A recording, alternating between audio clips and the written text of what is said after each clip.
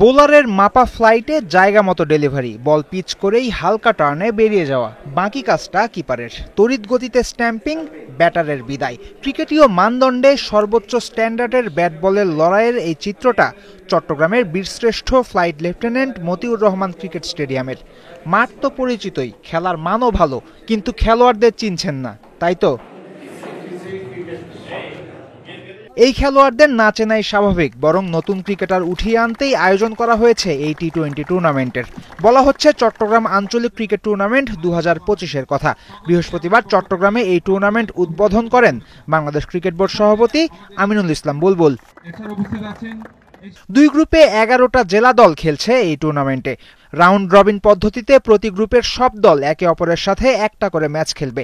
80 লাখ টাকা বাজেটের এই লিগে 43 লাখ দিচ্ছে বিসিবি। বাকি 37 লাখ টাকার যোগান আসবে স্পন্সরদের পকেট থেকে। চ্যাম্পিয়ন দল পাবে 1 লাখ আর রানার্স আপের জন্য 50,000 টাকা। সেপ্টেম্বরের দ্বিতীয় সপ্তাহে মাঠে গড়াবে ফাইনাল।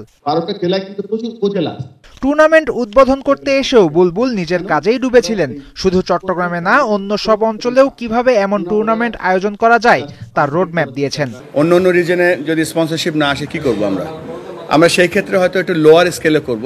এখানে পেপার থাকবে, ক্রিকেটাররা খেলবে, ক্রিকেটাররা ভালো পারফর্ম করবে, কর্মকর্তারা তাদের সেরাটা দিবে এখানে। সো এখানে কোনো দের ইজ নট পার্সোনাল কিছু নেই, কে থাকলো কে না থাকলো, দ্যাটস কমপ্লিটলি ইম্যাটেরিয়াল।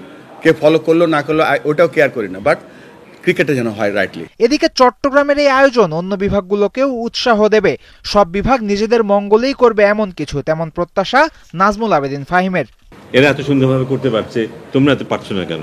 সো ওই প্রেশারটা কিন্তু থাকবেই।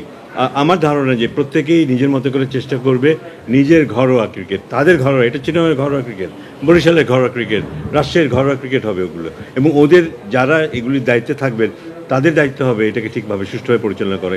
তাদেরই খুঁজতে হবে কিভাবে আমরা স্পন্সর পাবো। প্রতিবেশী দেশ ভারতে প্রতিটি রাজ্যেরই আছে নিজস্ব লিগ, সেগুলো বেশ কম্পিটিটিভ এবং নিয়মিত। সেখান থেকে বেরিয়ে আন্তর্জাতিক ক্রিকেটেও রাজত্ব করে অনেকে। বাংলাদেশ এদিকটাই পিছিয়েই আছে, কিন্তু এবার বুঝি তার অবসান হলো। আঞ্চলিক ক্রিকেট টুর্নামেন্ট আয়োজনের ব্যাপারে বিসিবি বেশ সিরিয়াস। চট্টগ্রাম সেই যাত্রায় হয়ে থাকলো পাইলট প্রজেক্ট। ফয়সাল হাবিব, ৭১।